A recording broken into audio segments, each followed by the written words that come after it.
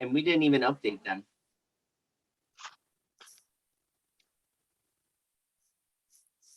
Michael, start immediately after the recording has been started. No, I think Joanna's going to go. I'm going first. Good day, everyone. Thank you for joining us. My name is Joanna Leon, and I am the membership manager here at WERC, which is now powered by MHI. Thank you for taking time out of your schedule to join us for today's presentation. Today's webinar is being recorded and all participants are in listen-only mode. The information discussed in today's session represents the views of the individuals and does not constitute legal advice or the views of WERC or MHI. You should consult with your organization's leadership and legal counsel as needed for your specific situations. At the end of today's presentation, we will have a question and answer period. You will be able to ask your questions through the Q&A or chat section located at the bottom of your screen or along the right-hand side, depending on your settings. So without further ado, I would like to turn the presentation over to today's sponsors, Michael Woolman and Alpine Supply Chain Management Solutions. Thank you, Joanna. And holy cow, can you believe it's March? It feels like we just got through, right? Black Friday, Cyber Monday, the whole holiday season, the supply chain issues, and we already are late. If you have not secured the equipment, any of the automation to get up and running before October, you're probably already late. So a lot of our clients had started right before the holiday season, and now they're in the process of installing and getting things ready to go. Because I'll tell you, last year's holiday season, we saw a lot of supply chain executives rise to the occasion, and we saw a lot of them crumble. So March Madness, get ready for your next peak season.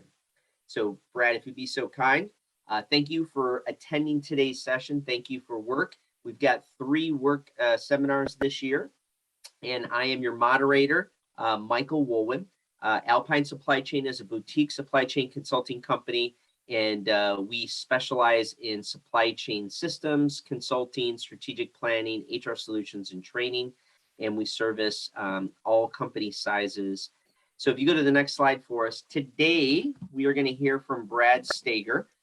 Brad is one of our seasoned veterans. Almost everybody in our team has at least 20 plus years of experience, fingernails dirty, follically challenged gray hairs, as my beard is starting to show. Brad and I have known each other since 1999, where we spent some time together at a former public warehouse management system company called Catalyst. So in addition to Brad today, we've got Deepan Kasturi. Deepan is our data manager, and you can go ahead, Brad. And then we also have Brenda Stoltz, who heads up our HR solutions. So our agenda today is this, right? As you start to think about your next peak season, what are you and your company doing to be able to accommodate those volumes? And believe it or not, we're going to actually spread in a little wrinkle. What happens if your product out of nowhere happens to become a TikTok famous product, or a, quote unquote supported product of somebody, and your order volumes go through the roof? I can tell you right now, we had 5 clients last year that had to shut the sales funnel down because they weren't going to be able to hit the volumes. So let's talk about what we can do to try and avoid the people, the systems, the space and equipment, the inventory, and even going outside your 4 walls, what you need to do with your suppliers and customers, and where do we begin? So this is the agenda. What are we going to avoid? Where do we begin? And I'm going to turn it over to Brad, and Brad's going to be able to lead us through this. I'm going to add some color commentary. And again, as Joanna said, please feel free to use your Q&A or the chat. I'll be monitoring that, and I will bring it up, and one of our attendees will be able to absolutely address your concerns and questions. All right, Brad, over to you, buddy. Thanks, Michael. So as Michael said, we think, how do we go about accommodating, I think about March Madness. Teams have been working all year long. They've got the brackets out, the seeding's done. And whether you're a number 16, because we now know that can happen, or you're number 1, are you ready for the madness? Are you ready for that peak season of what you're trying to do? And if you think about what are we, from a warehouse perspective, our goal at all time is to eliminate or minimize any impact to customer service. And what are those things that can impact customer service for our business? Talk about people, processes, and systems that go hand in hand with each other, the space and the equipment, right? The four walls of the warehouse, everything that's within there, the inventory, right? The actual product that you're trying to sell and that people want. And then, those upstream, downstream impacts for suppliers and customers. What are you doing to address those, as Michael said? So the first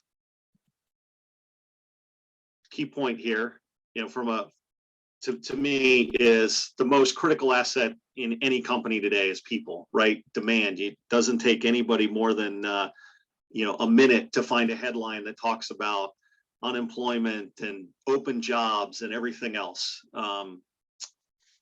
Roughly this time last year, I was on site with a customer doing what we call a business process analysis, reviewing everything that they have. And the first part of their day was everybody came in and they counted how many people they had that showed up for work today. They have no idea how many people are coming in from one day to the next. It ranged anywhere from mid-40s up to 80 people. And that determined how and what work they would do for the day. And you think about what can go wrong. The last 2.5 years have told us about COVID and health-related outbreaks where you have to shut down a facility. Well, you're still servicing your customers. The company down the street has decided, hey, we can't take being short anymore, and the billboard goes up. The number of times I've driven past customer I'm going to see, and I see a billboard less than a mile away from one of their competitors or one of the neighboring facilities that says $2,000, $2,500 hiring bonus. Older staff with COVID and other things like that exiting the workforce. All of these things are taking place in real time without knowledge of the people running the facility. And so the question is, whether you're being ghosted, whether your leader leaves to go somewhere else for a better opportunity, what are you doing to address that madness that can occur without that notice? How are you going to... We had a client where the new Amazon facility opened up, and of the 200 people, 85 called in sick that day. Good news is 42 of them came back 2 weeks later. That's one side of it, right? And the other side is we have a client right now. They're paying $20 a day if you're checked in and ready to go before 8 o'clock. And at the end of the week, if you do all 5, you get an extra $100. So we're starting to see some really creative things from our customers to try and address the people issue. Yeah, absolutely, Michael. Right. So the first thing from an HR perspective, recruiting, right? You have to get people in the door. How do you get them interested? How do you get them there? Once they're there, how do you go about training them? And as Michael just said, from a retention point of view, that short-term retention, are you there for the whole week? And you think about how crazy that is from where we were a few years ago, to keeping them long-term so that you can get them to work in multiple areas of the warehouse, being able to promote them into leadership roles as your business continues to expand and things like that. Brenda, you want to talk about a couple of the different things that you and your HR team have done on the people front recently? Yeah, Brad, I think the one thing with the people thing that I want to call out, when we started this webinar, Michael said, hey, if you haven't ordered your equipment, if you haven't thought about this, you're already late. And, I think people at the beginning of the year tend to focus on those items that generally are longer term, and not realizing that getting your staff into a stable place to getting a solid foundation takes just as long. And so, yeah, you can probably hire people, especially nowadays when we have temp agencies and a lot of different creative ways to get people in your building. You can have somebody in the very next day, but will they be effective, right? Will they be able to provide value right away? Will they have the resources that they need? All of that takes so much longer. And so the one thing that we've helped a lot of our clients realize is how they need to not only have a short-term plan, but really a long-term plan and a long-term vision as to how they're going to make their employees the most successful possible. And that takes into account planning for your labor all year round. When is it going to be your low peak? When it's your high peak? Are you going to bring in seasonals? Are you going to bring in a temp agency? Where are you going to position them in the warehouse to make sure that they're the most effective? And then on the flip side too, we've also helped some of our clients. Actually, one of our clients, we came in and we did a study, and what we found was that they were having too many people in the building. And so they were paying too much overtime because they were just so hesitant, feeling like they weren't going to have the right staff. And in reality, they were actually making their staff a little more ineffective because there was just bodies standing around, right? So it's really coming in and letting the data show what you should plan for from a people perspective. And then also having really strong work instructions and standard operating procedures in place to make sure that when you do hire people, they can come up to speed as quickly as possible. Thanks, Brenda. Once you have the people in the warehouse, right, what are they going to work on? What are their processes? How do you go about handling that? And as Brenda said, right, identifying those low periods, those peak periods that occur. But what is your peak? When is that going to happen? How has that changed over time? And certain manual processes don't scale to handle volume. So if you're doing things manually and now tomorrow or the next day, as Michael said, right, that TikTok influencer out there all of a sudden says, oh, this is the greatest whatever it is, and it's your product. And you go from handling a few to a dozen or, order requests for that product on a day. And then the next day you see 100,000 of them. That's the type of influence some of our customers have seen really from one day to the next. And if you're handling that all manually, you can't handle that when that volume changes. There's companies out there have taken, the opportunity with COVID to go from a B2B environment to at least an adjacent direct-to-consumer environment. That order mix changes, the order sizes changes. And do you have your system set up? Can they handle both? Because you still don't want to give up the business to business side of things. You all know it's an incredibly competitive space out there. Has your competition changed, their service levels, and do you have to follow suit? Do you want to change on your side to put pressure on the competition? Special services are no longer special. They're regular services. They're offered day in and day out. But are you set up from a systems perspective or a process perspective to handle that? As we look at some of the things that we've been doing, and we'll touch on this just in a little bit later here, but anywhere that you can automate processes that removes a risk as it relates to people, where you can't get people, where you're staffing from one day to the next changes, right? So automation. But how does that tie in to expected growth plans and all of those type of things? And it's not just as simple as saying, oh, it's the latest and greatest thing, let me go plug this in. Are you taking the full extent of your existing systems? We've recently gone in to work with a couple of clients, and as part of the analysis that we do, you find out, oh, well, you're running on a version of the software from your warehouse management vendor that's 5 years old. They now have X, Y, and Z available that are causing you pain in your business that you don't have in your system. Those systems are getting updated all the time. Those companies are trying to stay current with the needs of people that are buying software for the first time. Many of those are startups who have different ways of looking at business that align to the expectations of today's consumers.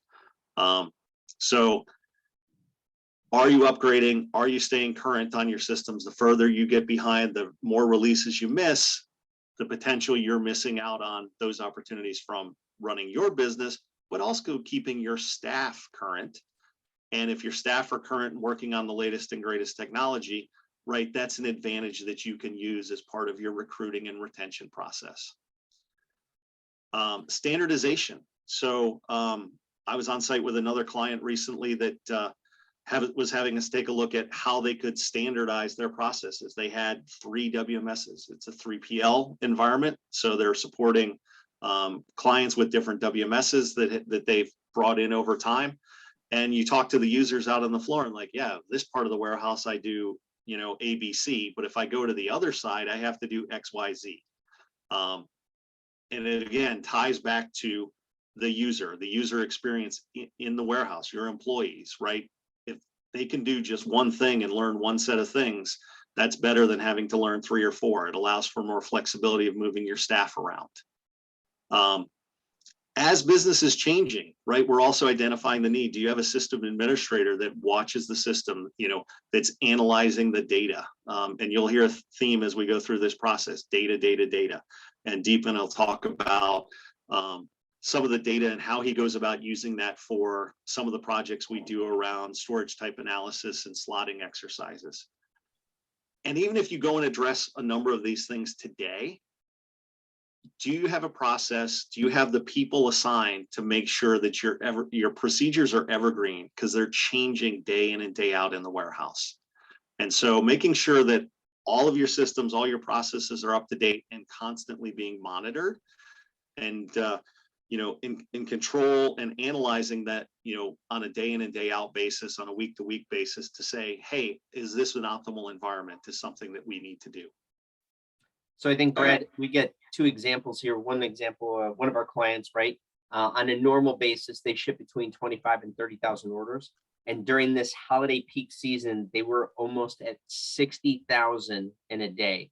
So what they did is they went from 2 10-hour shifts, 5 days a week, to 7 days a week. So they were literally almost 24/7. And they need a system that can only, that can flex up to 60,000. And the only way they could do that is we were mirroring, pick the lights, we were cartonizing, picking directly into the carton.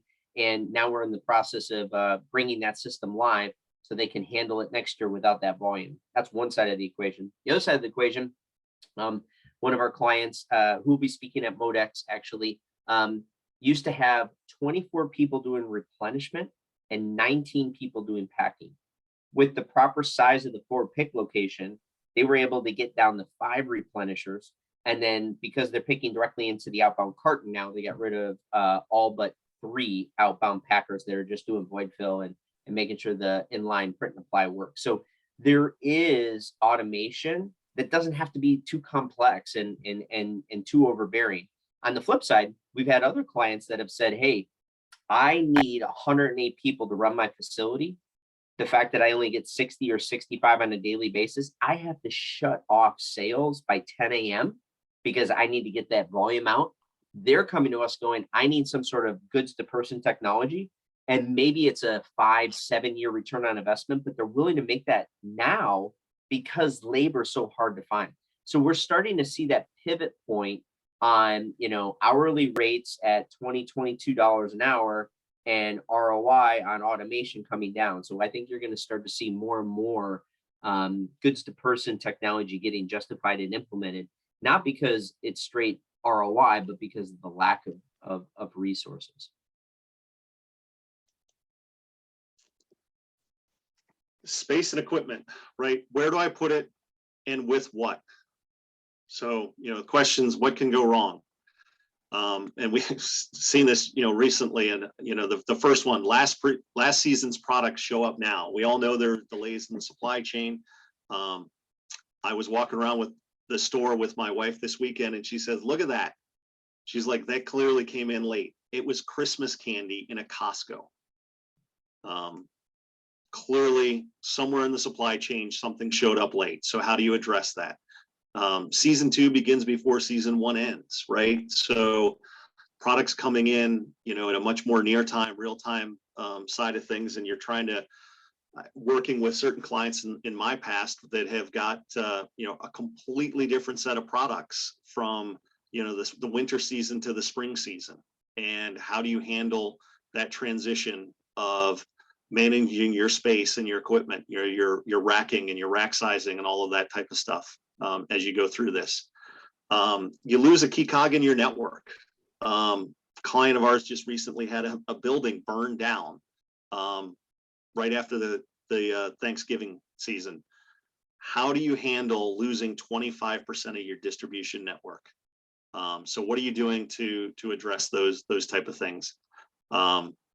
Long-awaited deliveries all show up at the same time. Multiple manufacturers use the same end manufacturing companies overseas. Their products all get loaded on the same ship. They all clear out of customs at the same time, and now they're at your warehouse door, all within a day or two of each other. Where do you put it? How do you handle it? And some of the things that you know, we see our clients trying to do is go through a slotting exercise, trying to determine the storage type analysis that of what is the optimal layout of the warehouse? How are we supposed to do that? And some of the value that we get out of those type of things. I'm going to jump ahead here to a slide and let Deepan talk about some of the work that he and his data team do and how we go about this process. Thanks, Brad. As Brad mentioned, he talked about data, and Michael said automate. So both of those will go hand in hand. And we always begin with the data, and the customers have provided the data that we always ask for, and we deliver like different kind of data analysis that supports their needs, and then over deliver their needs as well. So this is like the first slide that we always start with, which is the ABC Pareto analysis, because we say 80% of the volume comes from 20% of SKUs. So if you look at the first table up there, it's like for one of our customers that 80% of your volume, which is the lines, which means like we track in lines. So that's the metric that's required for picking labor. So we have 26% of the SKUs coming from the 80% of the lines. But in terms of quantity, if you look at quantity, it's only 80% of the quantity. Just by increasing 1% of the lines, you're getting 80% of the quantity, which is 28% of the SKUs. So it differs from customer to customer, and we have included both these just because we look in both perspectives. So if it is an e-commerce site, we usually based on lines. We look at based on lines, and then if it is like a full pallet shipments, or if it is like case spec shipments, then we have to look in terms of quantity as well. So if you could go to the next slide. Before going and evaluating any automation alternative, one big thing that we have to evaluate is the order profile. So the order profile for this particular customer had 80% of the orders, which is less than 6 lines per order. So which will tell us whether do we have to like install more conveyors, or whether do we have to go to different types of goods to person technologies that are available.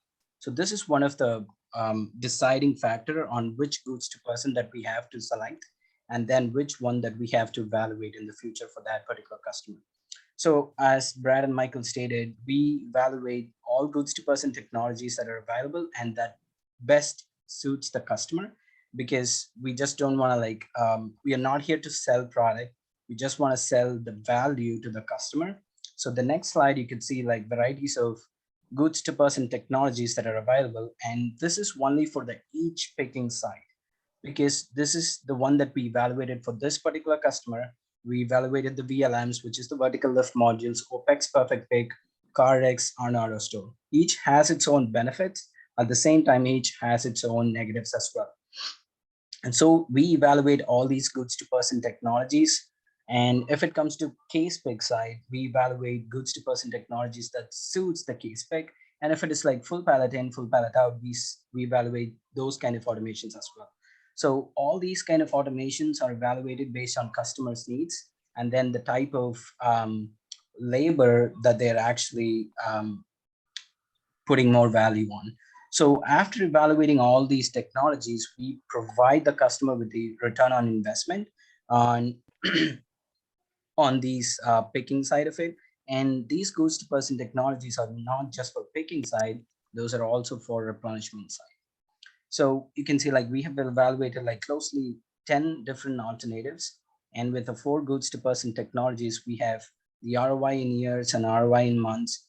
We also recommend the customer which one might suit for their kind of business, but at a higher level, they should be able to see which goods to person technology gives their better ROI.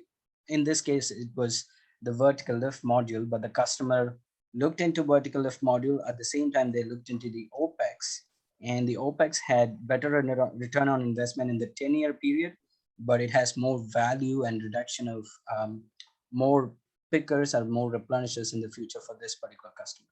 So we evaluate all these alternatives for all the pick types, for all storage types as well, irrespective of what customer size and customer type.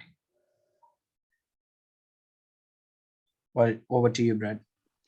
Yeah, thanks, Deepan. You know, you talked about the data, and I think about data. And I know, from an Alpine perspective, we always want to lead with the data, get the data. The data tells a story. I remember, Deepan, you and I were presenting to a client and said, well, here's the data. And they said, this isn't our data. And we said, yes, it is. And it was like instantaneously on the first slide of the analysis of the data that the customer, learned something about their business that they didn't realize was happening day in and day out. And so, and I think about, I'm working on a project right now with an ERP WMS forecasting implementation, and every single third, party that's providing a service here, they always start with data. So for all of you out there, data, it provides such tremendous insights into your business. It's going to be something that your partners are going to want and need. So be prepared for that request when those projects start up.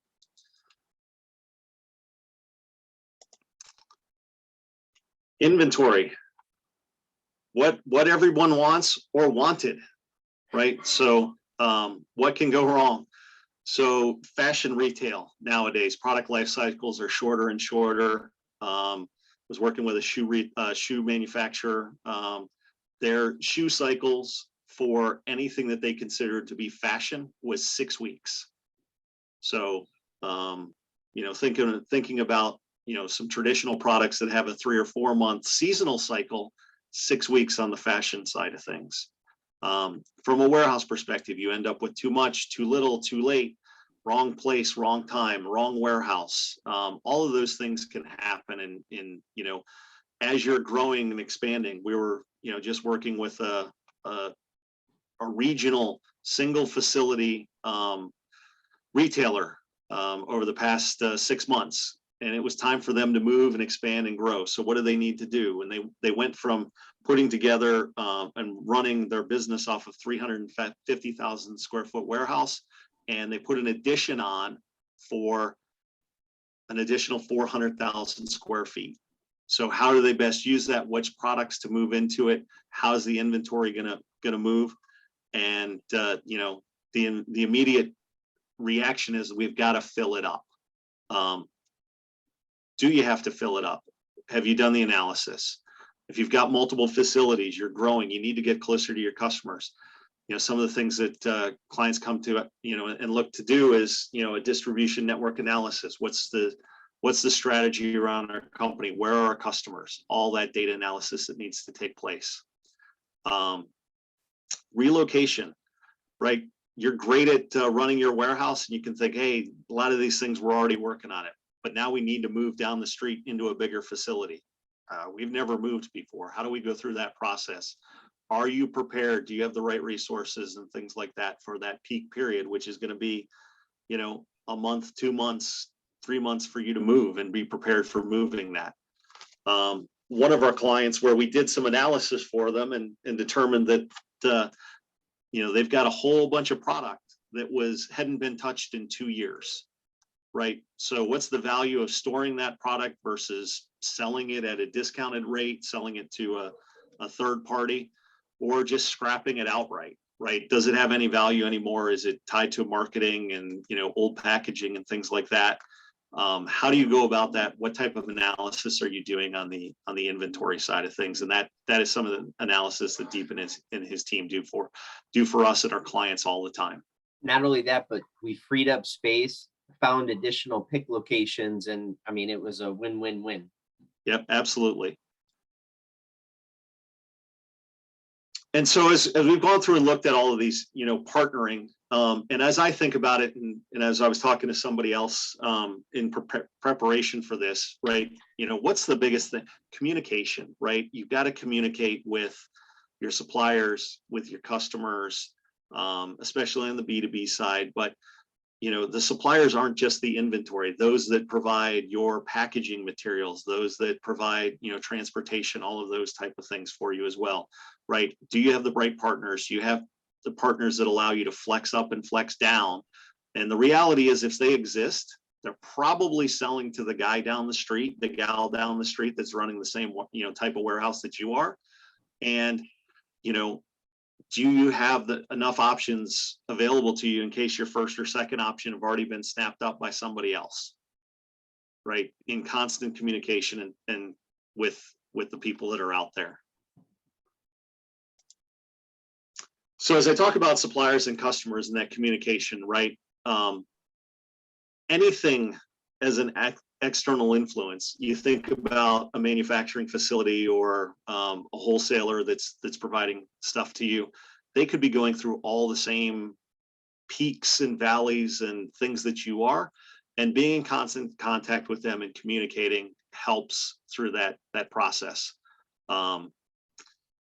Price of gas doubles in a month. We've all lived it personally, but I'm sure there's a couple people here on the phone that have done it from a professional perspective, as well as it relates to transportation and things like that. So being in constant contact that's out there, and the values that we provide.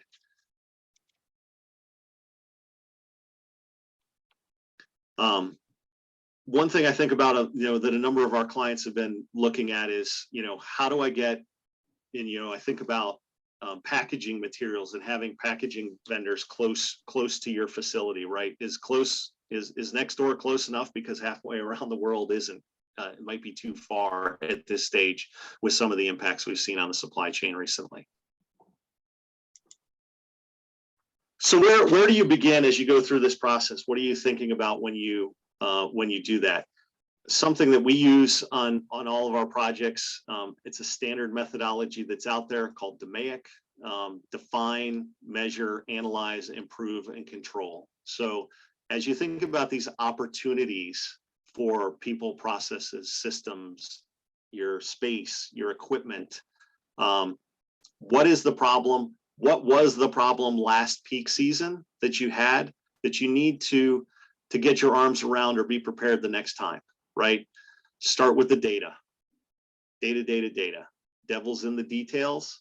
Don't get bogged down too far in the details that you get paralysis analysis paralysis side of things. But the data over time will give you insights into your business, even if you're living it day in and day out. Once you identify what that problem is, stay focused on the goal, be deliberative in the process and the methodology that you're going to follow, whatever that may be. There's tons of processes out there that work, that are successful: Lean, Six Sigma, DMAIC, all of those different types of things that can be out there. But they're all going to tell you, dedicate resources or time commitments as a priority, right? You can't get lost in running the business on a day in, day out basis and then realize, oh, we're so far down into this rabbit hole that we don't know how to get out of it. So dedicate the time and resources to focus on what's coming next and how to deal with that. I always say, like, a lot of people try and do this themselves, and it's like building a house. Some people can do it and they're capable of doing it, and that's awesome. Identify where your weaknesses are and pay for the expertise, whether it comes from your existing software vendors, your third parties, 3PLs. Don't try and run a remote distribution center. Pay somebody else for that. Pay somebody that can help you on and through the DMAIC process of measuring and analyzing your data, if it's not something that you do every day. Pay to bring somebody in as part of your company to go through that process. But change management is very difficult, and the organization needs to adapt to new operating norms. We see this all the time with our clients, and going through that process, they come out the other end with, if they've got that evergreen process that I talked about earlier, sometimes we won't even recognize the clients 6-12 months later, because they'll say, oh, well, we've done this and this and this. And the foundation you create when you go through this the first time really helps you on the second and third time that you want to address these issues. We always take the process. The implementation needs to be viewed as an ongoing process. You don't implement it and say, good, we're set for the next 10 years. Look around. It's changing too fast. Tomorrow is going to bring new opportunities, and you can't just remain static with your feet planted to the ground saying, we've got it fixed. So the question is, you go through this entire overall process in terms of where do you begin? Are you going to be that Cinderella, Or are you going to be that bracket buster that the Cinderella beats? The next time that peak season happens between you and your competitor, somebody's going to get that business. And are you prepared to step up and take it to the next level? All right, Brad, nice job, buddy. If you go to the next slide. So again, we have a Q&A and a chat to help everybody answer some questions. So my first one's going to be for Brenda. So Brenda, of all of your years, all of your experience, what was the biggest like surprise or biggest like hurdle you and your team overcame addressing a peak season issue with labor? Peak season, honestly, I think it's underestimating our competition and how creative the market has gotten. So this was back in my previous life, and I was working for a Fortune 500, and there's pros and there's cons in working for bigger companies. And one of those cons is that you're not quite as nimble, right? So when you look at, hey, what we want to put out there from a marketplace perspective, we have to make sure that it's brand. We have to make sure that if we're sharing, wages as an example, or sign-on bonuses, or et cetera, we maybe do it across the market, right? But you really can't do that anymore. You have to look at your own local market. You have to look at the competitors around your city, your area, and do what's going to take to attract the talent in that area. A one blanket approach just doesn't work anymore. You really have to make sure that you take into consideration what's going on at the local level. And then the second piece is that, we call them competitors, but at the same time, I think I've gotten, a lot of great insight, knowledge, and just help from some of those quote unquote competitors. And so as I started to reach out to, other HR directors that are in similar situations, they're more than willing to share their knowledge and their expertise because everyone is facing the same challenges. And that's something that now that we're with Alpine is awesome to see, because we get to work with so many different clients, and we get to provide that to our clients where they, may not have that foresight or that inside knowledge that we bring. Well, that's a good point. I mean, we've got a client right now where we got about 5 or 6 clients in the school industry. So they're packed to the gills in February, March, and then all of a sudden, May, June, July, they're shipping everything. And if they waited until every school put their last order in, it would be like everybody place all their orders in July and August. So they had to get creative and incentivize people to put orders in March, April, May, June. So that way back to school in August wasn't like a complete bottleneck for them. So it's interesting to see that you sometimes have that control. In other industries, you don't have that control, right? The holiday season, this and that, those are things that you can and can't control. I think the big thing for me is like, hey, here's the deal. Peak season's coming. What are you doing to think about it? And what are you doing to make sure you can hit those volumes and exceed customer success? The one thing I love about this job is it's never an exact science. It's more of an art. You got space, equipment, labor, control. Which one of those are you going to have a trade-off where you're going to make the investment? And obviously, there are plenty of organizations out there that can help you do that. So Brad, if you go real quickly, I want to thank everybody for taking the time and the attendance to be here today. There is a survey. Joanna and Work will put that together. We appreciate your feedback on that. And then the next slide for us, we do have a few more sessions coming up on May 18th. We have a sporting theme this year. So we talked about March Madness today. May 18th, world-class preparation leads to winner circle. So thinking about a plan and executing against that. And then I think the next session after that we have with Work is October 19th. Prep your labor force for peak season. So this is really getting into the HR side of it, the temp workforces, the metrics that matter, the operations, the alignment. Again, Work, thank you so much for putting this together. Go to the next slide for me, Brad. Thank you guys for all attending. We will send out a recording link as well as the presentation. And we thank you so much. Have a wonderful day and enjoy the rest of your Wednesday. Happy St. Patrick's Day. Everybody's Irish on Thursday. Be good.